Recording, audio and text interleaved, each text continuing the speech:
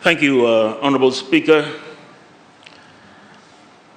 I believe this report is timely for the country today, given the situation that we face in terms of petroleum and energy prices. If you look at the recommendation of the committee, Honorable Speaker, it says, petroleum and LPG price reviews. Overall, there has been significant movement in the international crude oil prices and refined products prices during the year. Retail prices of petroleum products over the year increased slightly. I say, Honorable Speaker, it is timely that we debate this, especially this part of the report that touches on petroleum and energy prices. Honorable Speaker, as we sit here today, there is a sense of disbelief and helplessness in this country with the way prices have increased in the pumps. I drive a mid-size sedan, and I used to fill up my car with $50. But over the weekend, Honorable Speaker, I paid $100 just from half to full tank, because the price of fuel, unleaded fuel, is now 3.1 cents a liter. This translates, if you use 1 liquid gallon to 3.8 liters, this is almost about $11, more than $11 a gallon, Honorable Speaker. And if you go imperial, it's about $13 a gallon. And Honorable Speaker, we know that lately the Americans have screamed, have protested that they are now paying more than $4 a gallon in the pump in the USA. This is a huge economy, and people are complaining when they pay $4 a liter, a gallon. A small economy like Fiji, we are now paying $11 a gallon. We should do something about it. We cannot just sit here and bury our heads in the sand and say, this is the way it's going to be. Honorable Speaker, we cannot rely on FCCC to set the price of fuel. It must become a matter that commands the attention of the leadership of this country in this House. And we are ready to work with the government to set up a bipartisan committee, Honorable Speaker, to look at this thing, Honorable Speaker, and look at ways of bringing down the cost of petroleum in this country. We cannot blame the suppliers. We cannot blame the distribution system. We have to do something, Honorable Speaker. We have to do something, and we are willing to sit with you to do this. Otherwise, this country will be crippled. We will come in, we'll be paralyzed. Nothing will happen. Already the fishermen were saying over the weekend that they are crippled. Honorable Speaker. Honorable Speaker.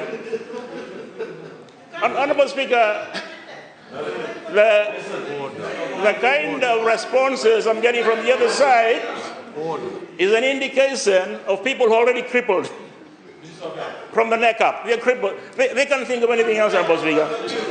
Honorable Speaker. The report is timely that it brings the attention of this to the House today, Honorable Speaker. We can increase our storage capacity. We only carry about 2 months of reserve in this country. We can increase that, Honorable Speaker. Honorable Speaker. And we can set up storages within the Pacific, Honorable Speaker. We can link up with our neighbors who buy better than us. What are they paying in Australia at the pump? Do we know? They don't know. They don't know, Honorable Speaker. They don't know. They don't know.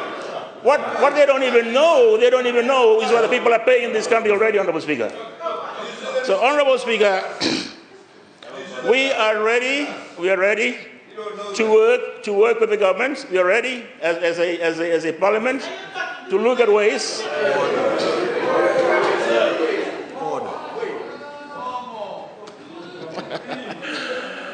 Honorable Speaker,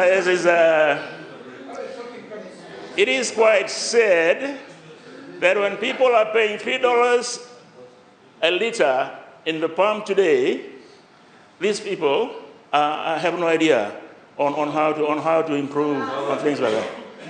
They're showing the messenger. The messenger is from the side saying, people want action. Things can be done. Don't just sit there and say it's beyond. We're helping. It's beyond us. Don't just sit there and say it's beyond us.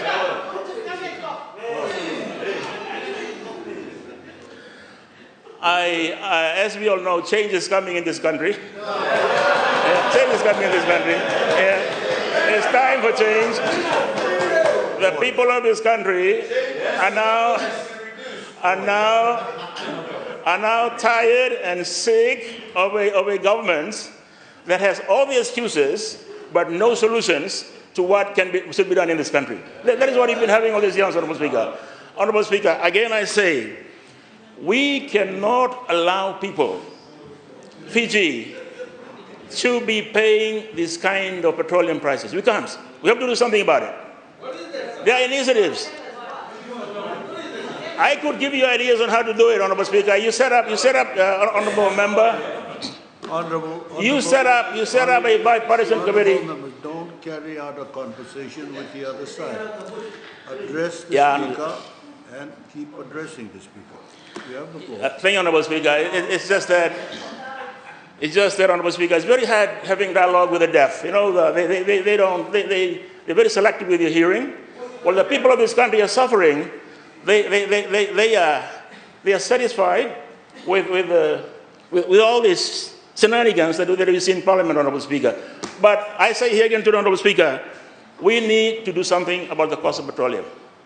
We need to do something. It can be done, and we are ready to work with you and help bring relief to the people of this country and save this country going forward. We've just been through COVID.